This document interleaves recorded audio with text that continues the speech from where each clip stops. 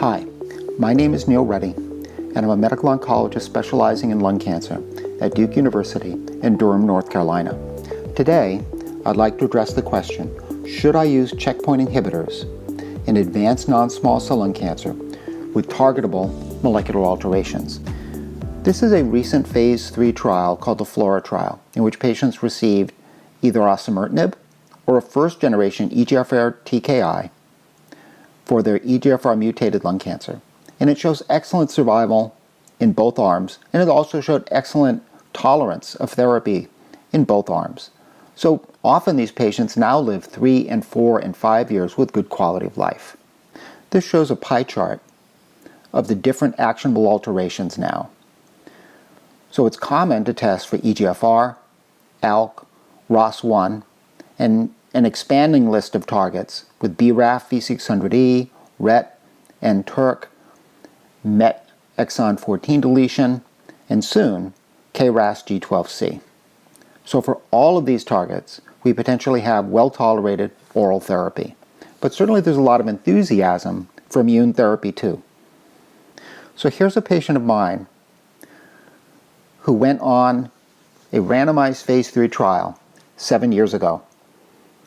She had chemotherapy-resistant squamous cell lung cancer, and she received nivolumab in April 2013, had a complete response, and stays in a complete response at this day, 7 years later.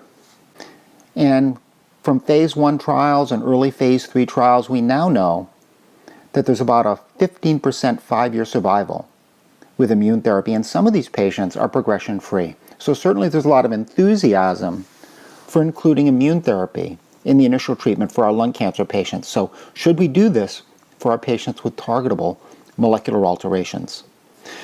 This is a compilation of outcomes to immune therapy in patients who had EGFR mutations or ALK positive in their lung cancer. So if you look at panel A, for patients with tumors that were EGFR mutated or ALK positive, the response rate was only 3.6%, while in EGFR wild type and ALK wild type, the response rate was over 20%. And this is borne out in the progression-free survival below. However, if the patient is one of that 3.6% that has a response, the duration of response can be excellent, just like a patient who is EGFR wild type or ALK wild type. So this is some data from a big randomized phase 3 trials in which immune therapy was compared to docetaxel, second line in non-small cell lung cancer.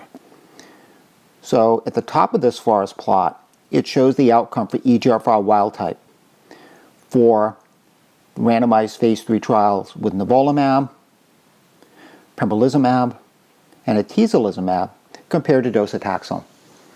And for the EGFR wild type, immune therapy was dramatically better than docetaxel chemotherapy with a hazard ratio overall of 0.66.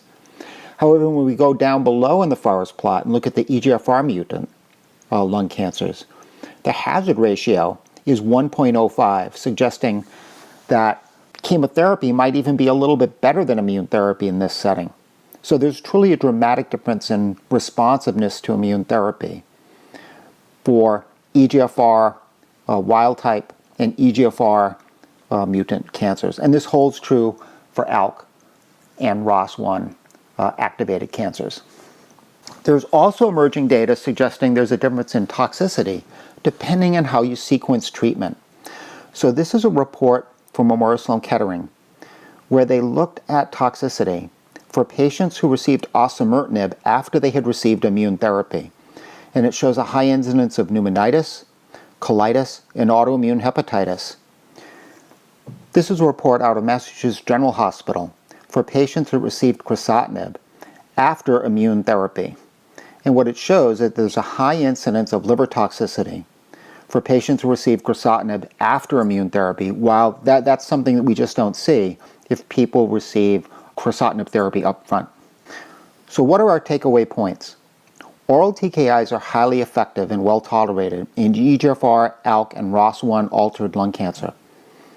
Checkpoint inhibitors are less effective in these molecular alterations associated with non-smokers. Sequence of therapy matters. Some TKIs have increased toxicity after immune therapy, so it's not only important from the point of view of efficacy, but also toxicity to get the sequencing of therapy right. So in conclusion, molecular testing for non-squamous lung cancer remains important. We can't just treat everybody with immune therapy or chemo plus immune therapy up front and leave molecular testing for later. Per ASCO and NCCN guidelines, we should be testing for EGFR, ALK, ROS1, and other molecular alterations and give first-line therapy with TKIs. All proven TKIs should be used first, before going to other lines of treatment. Many experts would use a chemotherapy-based treatment after TKI that could include immune therapy. Non-small cell lung cancer with targetable mutations can respond to checkpoint therapy, but it's infrequent. First, I treat with TKIs. Second, I treat with chemotherapy, sometimes plus immune therapy. And then certainly in third line, I would consider a clinical trial and potentially one that includes immune therapy. Perhaps 3 to 5% of EGFR mutated cancers do respond to checkpoint inhibitors, and when they do, they can respond for a long time. Thank you very much for your attention.